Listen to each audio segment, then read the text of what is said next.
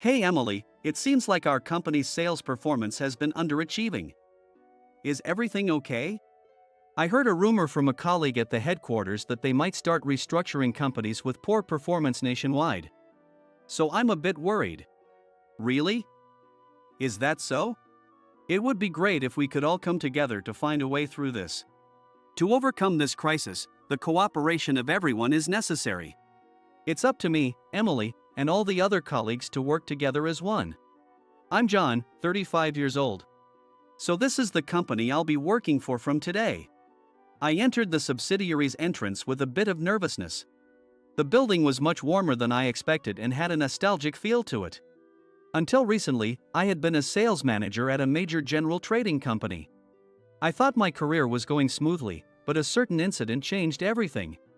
As a result, I was demoted to a subsidiary in the countryside. At first, I was really depressed.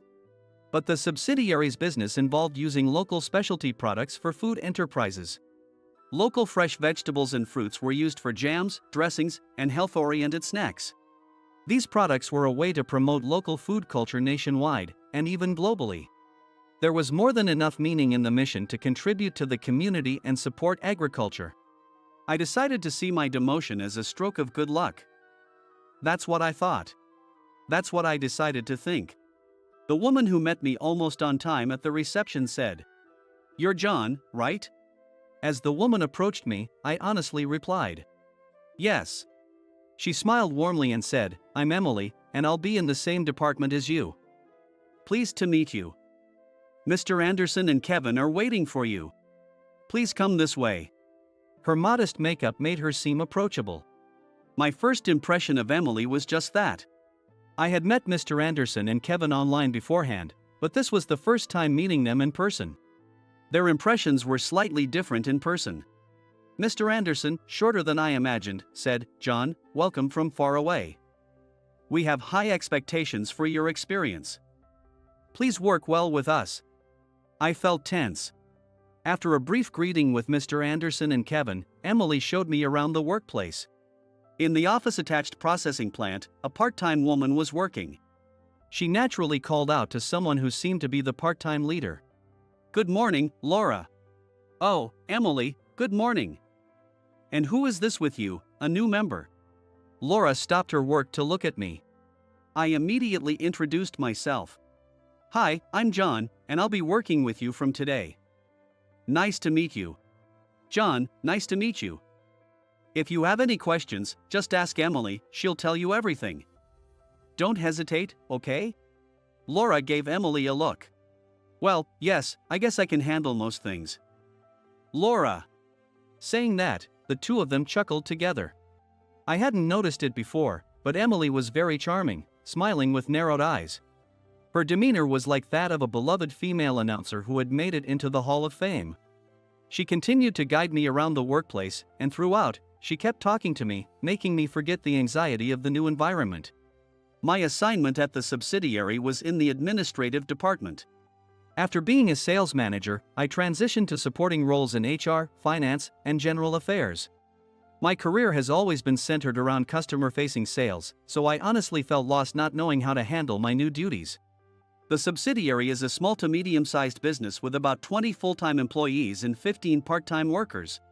Though the number of part-time staff can change depending on how busy we are. Including me, there are 4 people in the administrative department. Kevin, Emily, and one person who recently went on maternity leave.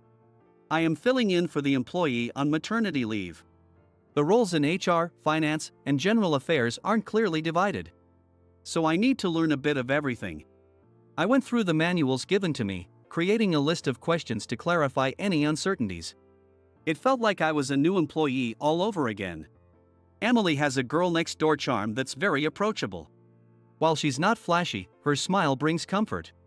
She readily answered the questions I had compiled, and our conversations often included lighthearted chats. Her soft voice and the thoughtful gestures she occasionally showed were reassuring. From the first time I met her, Emily somehow became a person of interest to me. She kindly spoke to me as I navigated through the unfamiliar environment. "John, if there's anything I can help with, please don't hesitate to ask." Whenever I paused in my tasks, she was proactive in offering support and teaching me the ropes of the job. When I started to get the hang of my job, we received a request from a public agency to check the status of our labor insurance enrollment. It seems to be a task the administrative department handles annually, and it was previously managed by the employee who is now on maternity leave. But Emily had taken it over. One evening, as I was doing overtime on a different task, I glanced over at Emily's desk and realized she was still working too. The way she was focused on the documents was memorable. "Emily, you're still here? Are you okay?" By this time, I had become comfortable enough to speak casually with Emily. "Yes, I'm just gathering some missing data for the labor insurance report. It's my first time handling it, so I'm following the manual." "Really? Is there anything I can help with?" I was working on another task, but it was almost finished. Intending to help her, I called out to her. "Thank you, but I should be fine. It's better if I do this task alone to make sure it's done correctly." "You must be tired from the overtime, John. Don't worry about me and feel free to head home. The deadline is tomorrow, so I'll make sure to meet it." She showed me a thumbs up and smiled as she responded. Trying not to disturb her, I finished my work and went home. The next morning, I asked her, "How did the work go yesterday?" "I managed to finish it just in time for the last train." "It took quite a while." She looked more tired than usual.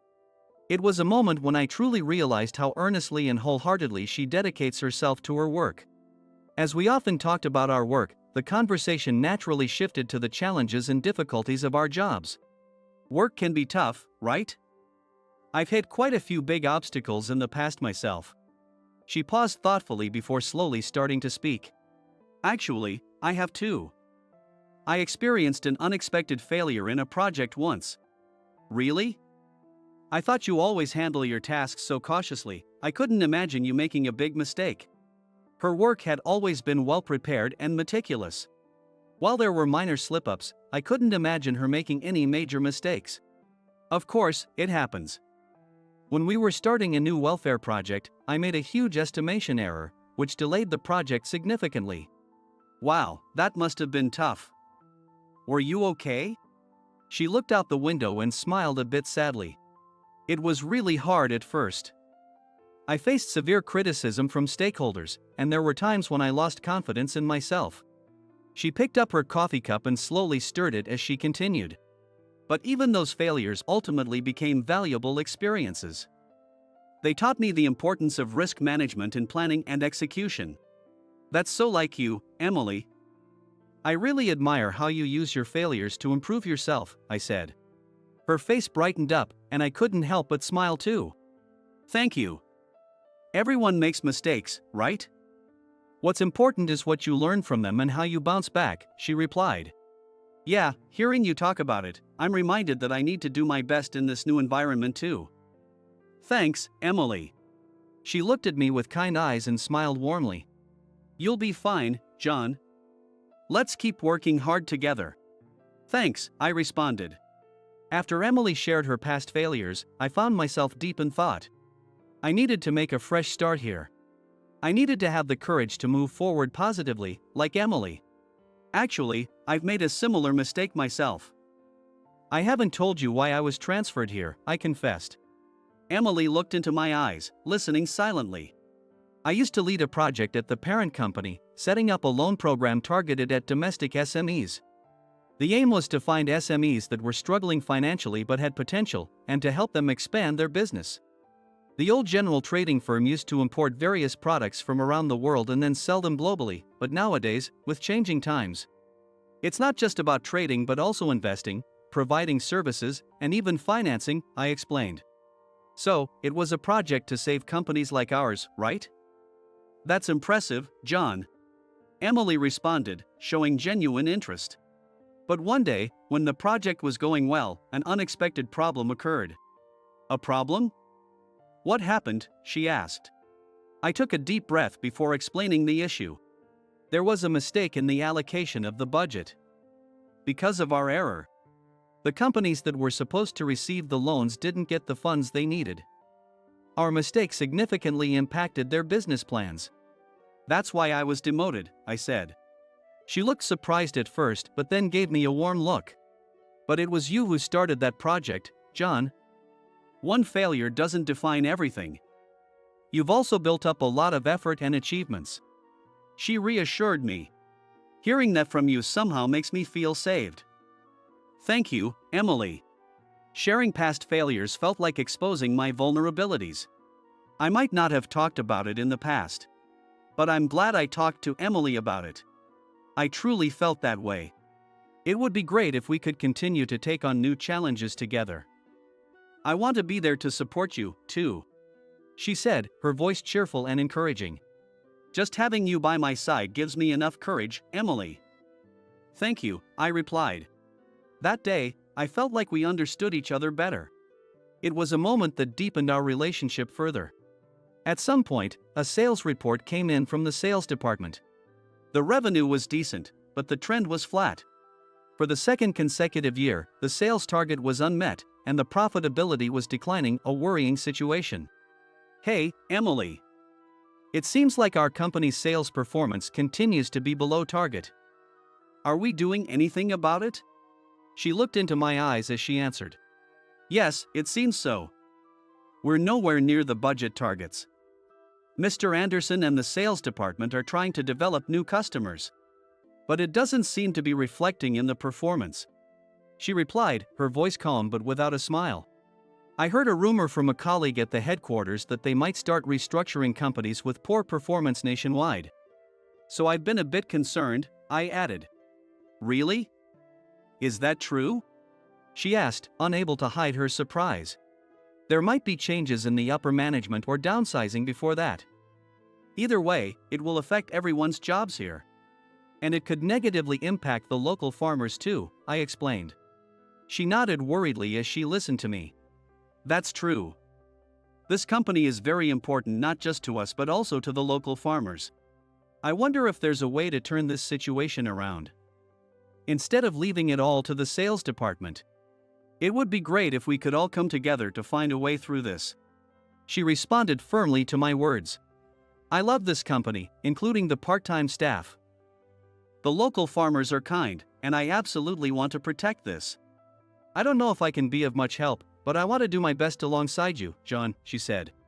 We vowed to help each other and move forward together, finding a solution.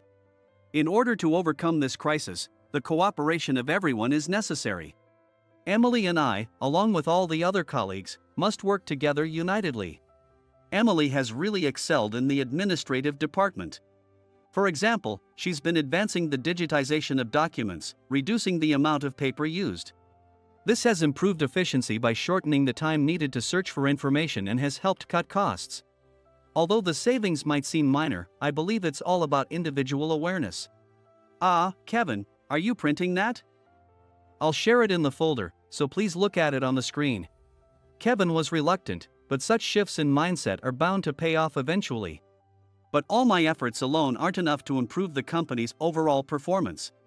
Hearing this, I could tell how much Emily cared about the company. She perfectly manages her duties and yet aspires to achieve greater results. She looked a bit disheartened as she glanced at her desk. I have my limits too. It's so frustrating. I approached her to offer some encouragement. Look, Emily, just having you here has already changed this department a lot. Even if your efforts don't directly lead to improved company performance, your attitude has a significant impact on those around you. That's a commendable achievement. She looked up slightly, grateful for my words. It makes me happy to hear that from you, John. Please let me know if there's more I can do. I want to do my best for this company. With someone like her around, I truly believe we can overcome this situation. I had been secretly developing a tool without telling Emily. Actually, Emily, I used to work in the IT department at the parent company. The general trading firm encouraged job rotation to equip colleagues with various skills, and as part of that, I spent my first 5 years in the IT department. She looked surprised. Wow, I didn't know that. So that's why you're strong in IT. Though I hadn't intended to show off my IT skills, I continued with a smile. Well, you could say that. Even after I left the IT department, I continued studying on my own. That knowledge might come in handy now. She listened with keen interest. I've noticed that some of the business processes here take too long. But with the knowledge I gained from my studies, I think we could improve them somewhat. Really? What kind of improvements are you thinking about? She leaned in eagerly. For example, customer management. Here we use spreadsheet software for managing customers. And the file sizes are so large that it takes time just to open them. But if we use a database, customer management could be much simpler. Also, if we link inventory information of processed goods with order information, it will be easier to see what is lacking and how much. That should reduce situations where we can't accept orders because of insufficient inventory. Wow, that's interesting. I've always felt stressed about how slow it is to open the spreadsheet software. But is it easy to set up that database thing? Her question was valid. Yes, it's relatively easy now. I've already created the database and the interface to operate it, and I'd like you to try it out. You've already made it? John, that's amazing. I'm looking forward to trying it. I showed her how to use it. Wow, you can register the data with just one button? She was surprised but enjoyed operating it. Yes. If everyone uses this, something that took a week from order to shipment could now be done in an hour. I spoke with confidence. That's incredible. Who are you, John? Her eyes sparkled, and her words seemed filled with respect. But there's one potential issue. Whether the part-time staff and the sales department colleagues will use this screen. They might resist changing the way they've been accustomed to. Leave that to me. I'll talk to the part-time leader, Laura, and the sales department. If using this tool makes our jobs easier, it would be a waste not to use it. Emily agreed with my proposal and immediately started convincing the stakeholders. Thanks to the trust she had built up, everyone readily agreed to use the tool. A few days later, when I visited the processing plant, Laura, the part-time leader, approached me. John, I heard about it. You made that tool, right? It was a bit of a hassle at first. But now it's great because I can see at a glance how much of each product to make and when. Thank you. I was glad to see it being used. There was one more thing I needed to do. A strategy to increase sales. I discussed it with Emily. Emily, there's one more thing I want to try. How about advertising on social media? You know our company sells products through our website and online store, but we haven't used social media yet, right? I think it can reach a much broader audience than our current methods, especially for targeting the younger generation. Emily looked surprised and responded. Advertising on social media is perfect for today's era. It might make our products known to a lot more people. I have a friend who's active on social media, so I'll ask about how to do it. I could tell Emily was excited about my proposal. Thanks. It's reassuring to have someone with connections. Our company's strengths in health-oriented products and specialties should appeal to people interested in those areas, I said. Indeed. We should propose this to the sales department too, she agreed. With her advice, I went ahead and made the proposal to the sales department. I prepared the presentation materials myself and presented them. The sales department was initially apprehensive about my proposal, but Emily's support had a significant impact. Eventually, Emily's enthusiasm convinced our colleague, Kevin, and even moved our president, Mr. Anderson. Moving Mr. Anderson was no small feat. It made me realize once again how amazing she is. Thus, the company decided to start advertising using social media. Emily learned the specifics of social media broadcasting from her friend. We focused on connecting with our audience through social media.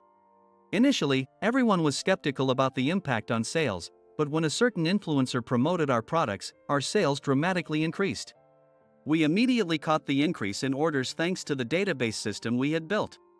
We managed to prevent stock shortages by increasing part-time staff and coordinating with farmers. Our proposal began to gain support from all our colleagues. Everyone agreed with the idea and showed a united front in their efforts. Seeing everyone's reaction, I'm really glad I made the proposal. Including Emily, everyone is working on it positively. It should certainly reflect on the overall company performance, I mentioned. Yes, I think so too. I feel like everyone's demeanor is changing, Emily replied. The company's atmosphere started to change distinctly. 3 months after implementing our proposal, during the monthly sales report, the performance had clearly improved. Using social media for advertising opened up new customer demographics and increased operational efficiency through data centralization. Our efforts directly contributed to an increase in revenue. Emily spoke to me with a smile. John, did you see the sales report? Your proposal has changed the company. It wasn't just me. It was possible because of your support, Emily. I truly believe that, I replied. The successful project not only transformed the company's atmosphere but also gave me new confidence. After recovering from a previous setback, I was now able to look forward to the future with optimism. Without you, John, the company wouldn't have changed this much. I'll continue to work hard and contribute to the company, inspired by you. Emily said. Your attitude is also a great motivation for me, Emily. Let's keep working hard together, I responded. In the following months, profits continued to rise. Looking at the annual revenue, our growth rate was the highest among all the group companies. Everyone's change in mindset led to actively bringing and implementing various ideas and improvements. That was when I received a call from our parent company. John, who was that call from? Emily asked, probably curious about the rare call to me. Oh, it was from a former boss at the parent company. They've heard about our performance improvements and asked if I would come back, I explained. Wow, that's incredible. But what will you do, John? She asked, a bit anxious. I turned it down. The job at the parent company was appealing. But the importance of human connections I've experienced here feels more valuable to me now, I answered. After a moment of surprise, she smiled happily. If that's your decision, John, then it must be the best one. We are also reassured by your presence, she said. The job at the parent company was indeed challenging. However, I find the warm relationships here far more important than the competitive and political maneuvering I experienced there. I truly believe that from the bottom of my heart. I'm truly relieved to hear that. Please continue to work with us, she said with a bright smile. She still has that adorable smile. I chose not to return to the parent company because I want to cherish what we've built here. Because I want to keep seeing Emily's cute smile and her brightness, always. I thought to myself again. That evening, I asked her to meet me alone because I wanted to talk. Emily, actually, there's something important I want to discuss with you. A lot has happened since I came here. But the biggest change for me has been meeting you, I said. Really? I paused before continuing. Because you were here, I could stay positive even after being demoted. It was because of you that I came to love this company and wanted to save it. There have been many challenges I've overcome thanks to you. So, I have a favor to ask, I told her.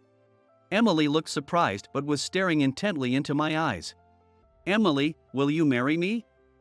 I want to be with you in the future too. I want to keep seeing your smile. I feel like I can face anything as long as you're with me, I proposed. Tears welled up in her eyes, and for a while, she was lost for words. However, she soon smiled gently. Yes, I'd love to. I can be happy with you, John. I really enjoyed working on improvements with you. And John, you were so cool. I look forward to continuing our journey together, she accepted. At that moment, my heart was completely fulfilled. We looked deeply into each other's eyes, feeling hopeful and happy about the new life that was starting. 2 years had passed since then. Our company continued to improve its performance, and recently, we received a special award for business innovation from the parent company. There have been frequent interviews from the parent company's public relations department. And our management department has been busy handling them. We were surrounded by congratulatory messages. Emily, thank you for today. I never imagined we could have our wedding surrounded by everyone like this, I said. I'm also incredibly happy to be blessed by so many people, she responded. Our wedding was held in the company's garden. Our colleagues and locals gathered there, their warm smiles celebrating our new beginning. The ceremony progressed in a homely atmosphere with handmade decorations and dishes made from local produce. We held hands, renewing our hopes and resolutions for the life ahead. With the warm support of our colleagues and the local community, we believe we can overcome any difficulty. Our wedding was just the beginning. From now on, we will walk through life together, contributing to our company and the local community. With Emily by my side, I can overcome anything. I am certain of that.